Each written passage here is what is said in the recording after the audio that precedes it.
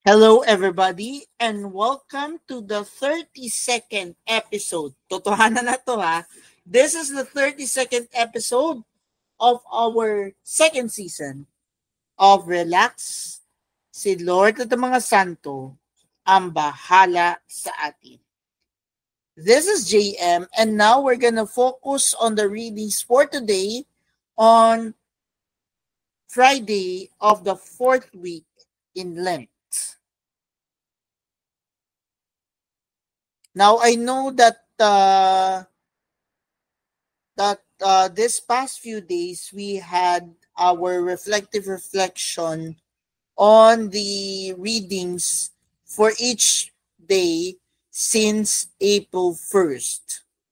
And I do believe most of you are having the most effective um most effective what do you call this most effective listening ears. So thank you so much for all those who helped us to reflect for this this past few days since April 1, and rest assured that we're gonna be having good moments with you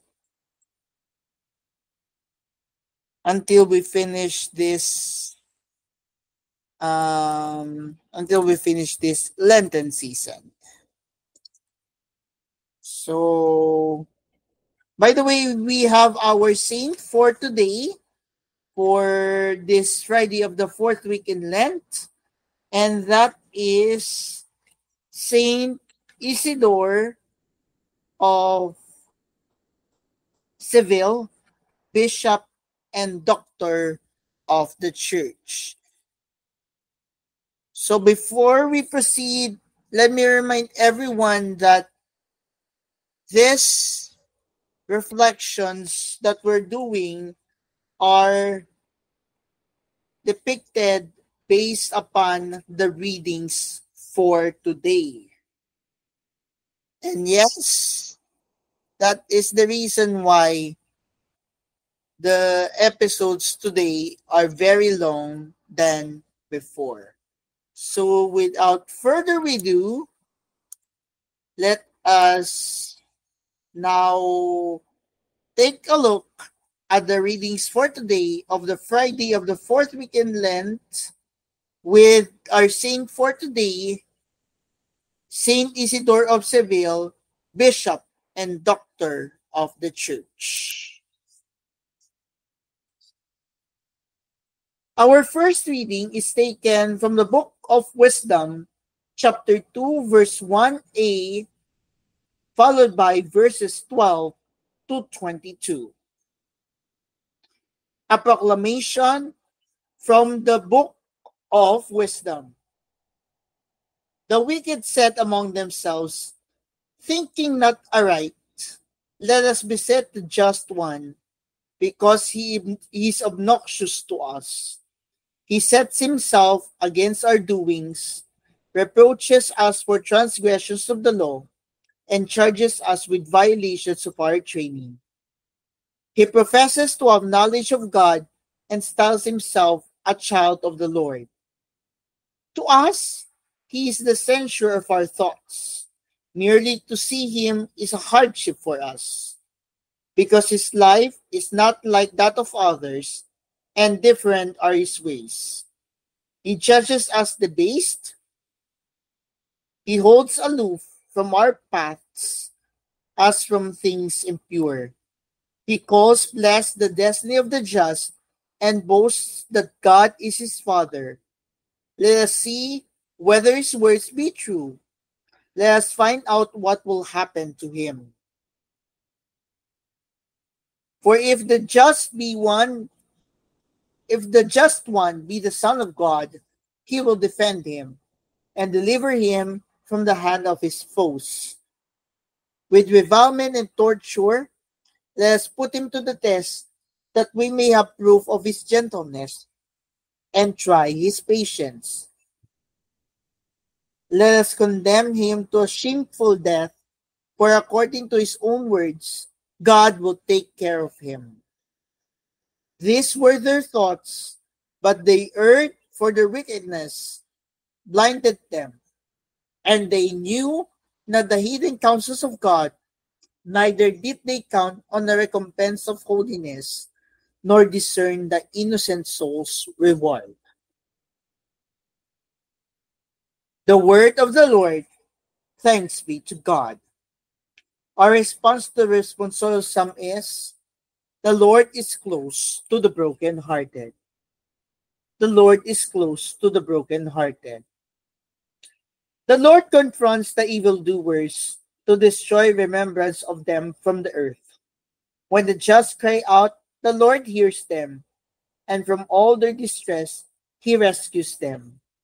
The Lord is close to the brokenhearted. The Lord is close to the brokenhearted, and those who are crushed in spirit he saves. Many are the troubles of the just man, but out of them all the Lord delivers him. The Lord is close to the brokenhearted. He watches over all his bones, not one of them shall be broken. The Lord redeems the lives of his servants. No one incurs guilt who takes refuge in him. The Lord is close to the brokenhearted. One does not live on bread alone, but on every word that comes forth from the mouth of God.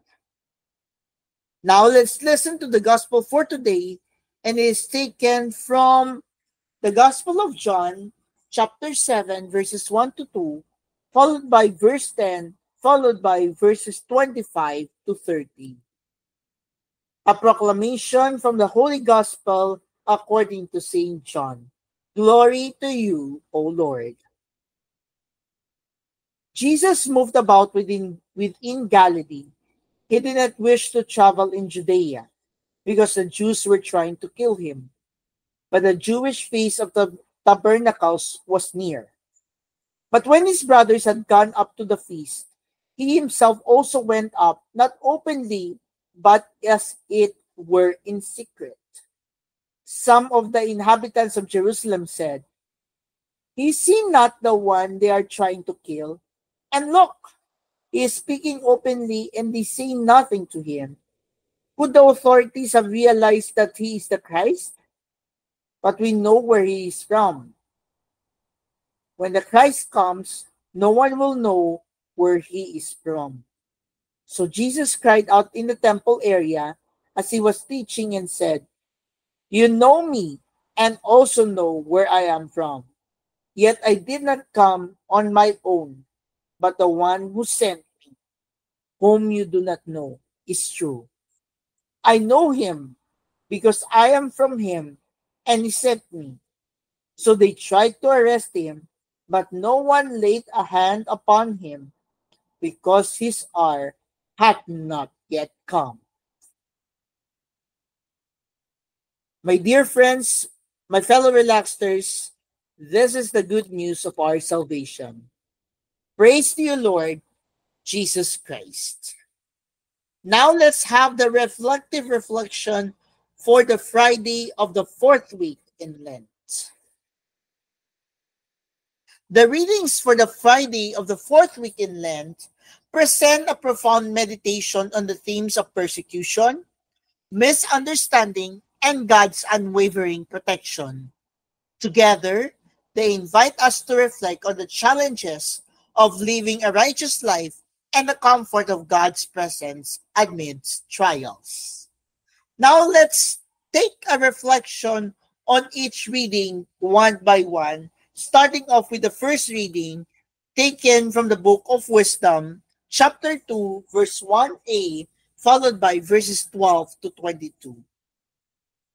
This passage from the Book of Wisdom portrays the mindset of the wicked who conspire against the righteous.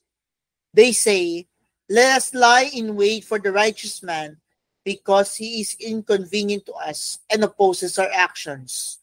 The righteous person, by their very existence, challenges the wicked's way of life, exposing their wrongdoing.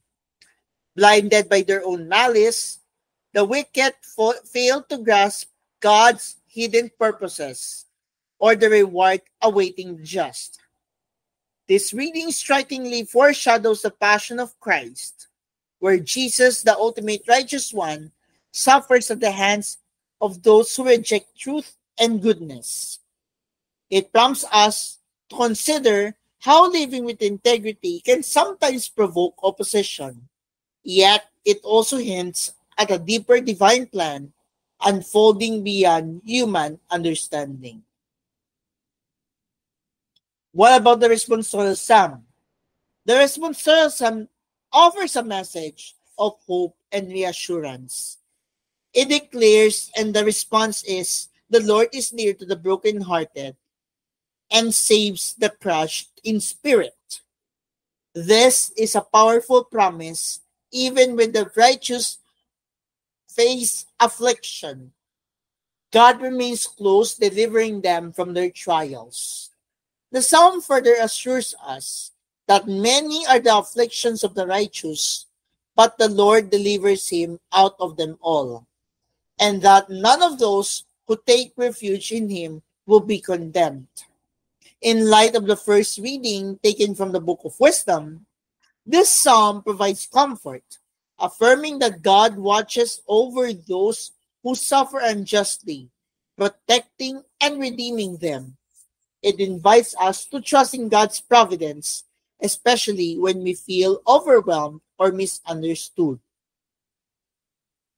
The gospel acclamation, on the other hand, draws from Jesus in words in Matthew, states, "One does not live on bread alone, but on every word that comes forth from the mouth of God." This verse shifts our focus from material needs to spiritual sustenance. In times of hardship, it's tempting to seek immediate tangible solutions, but this acclamation reminds us true strength and life come from God's word. It calls us to deepen our reliance on scripture and prayer, finding nourishment and guidance in God's truth as we navigate life's challenges. The gospel, on the other hand, Jesus faces mounting hostility. He initially avoids Judea because the Jews were looking for an opportunity to kill him, but later attends the Feast of Tabernacles in secret. The people of Jerusalem are perplexed. Some recognize him and question why he speaks openly if the authorities seek his death, wondering, can it be that the authorities really know that this is the Messiah? Yet they dismiss him, saying, "We know where this man comes from and where the Messiah comes. No one will know where he comes from." Jesus responds boldly, "You know me, and you know where I am from. But I have not come on my own. But the one who sent me is true, and you do not know him. I know him because I am from him, and he sent me." Though the crowd tries to arrest him, no one laid hands on him because his hour had not yet come. What does this passage reveals us? It reveals the misunderstanding and rejection Jesus endures, even as he fulfills his mission.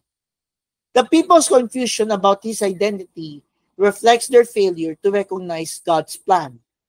Yet, it also underscores divine protection. Jesus remains safe until the appointed time. This mirrors the first reading's theme of persecution and points to God's sovereignty over human schemes. Picking up all the pieces from the readings, what does this reflect us upon? Together, these readings weave a tapestry of persecution, misunderstanding, and divine care. In wisdom, the righteous are targeted by the wicked who cannot comprehend God's purposes. In John, Jesus himself faces threats and skepticism, yet he is shielded by God's timing. The psalm bridges these readings with the promise of God's nearness to the suffering, while the gospel acclamation urges us to find sustenance in God's word. In our own lives, this scripture resonates deeply. We may encounter moments when standing for what is right invites opposition, or when our faith is met with confusion or hostility. Such experiences can feel isolating, even unjust. Yet, this readings reminds us that we are not alone. God is near to the brokenhearted, as the psalm assures us.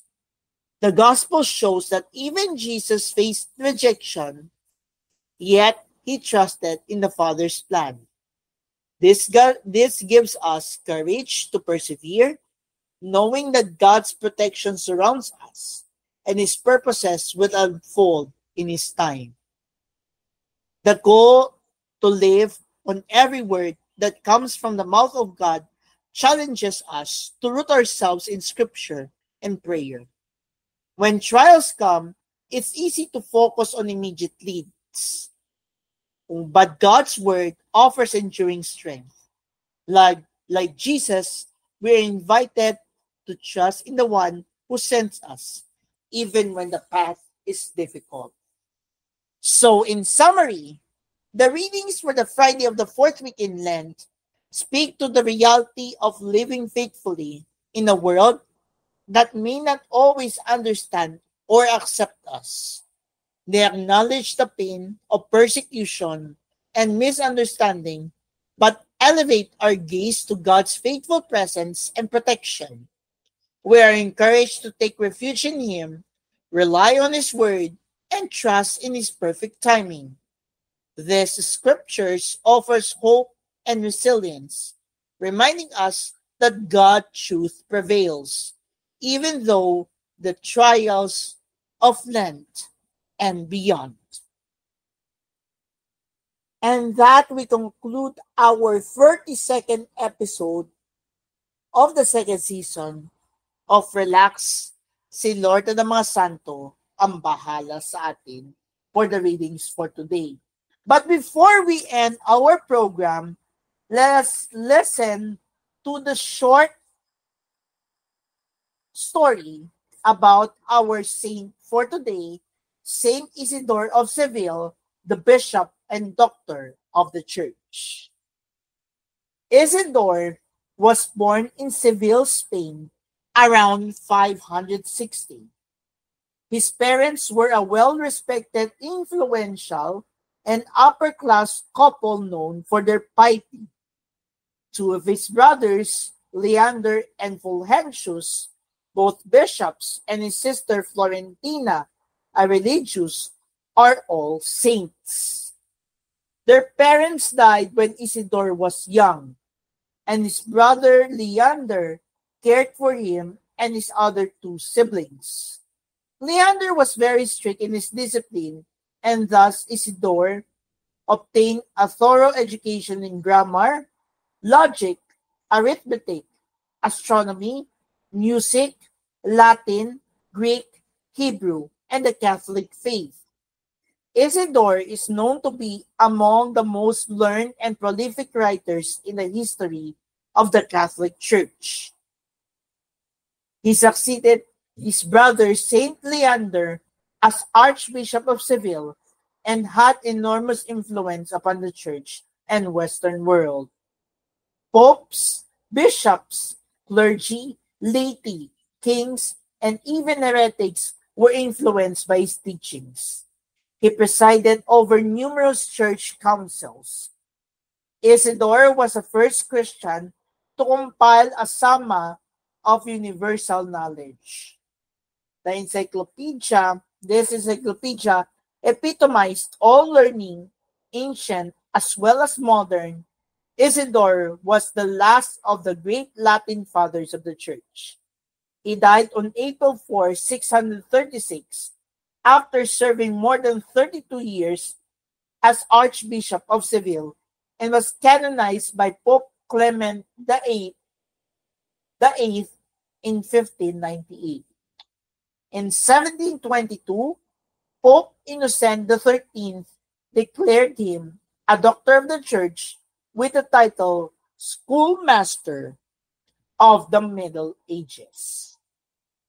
Saint Isidore of Seville, pray for us.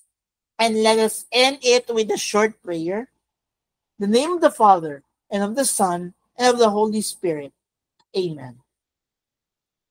Mary, stay with me as I experience the joys and difficulties that challenges my faith each day. Amen. In the name of the Father, and of the Son, and of the Holy Spirit. Amen. This is JM, acknowledging everyone that the pain of persecution and misunderstanding but elevate our gaze to God's faithful presence and protection. We are encouraged to take refuge in Him, rely on His word, and trust in His perfect timing. Happy Friday to everyone. Advance happy weekend, and God bless.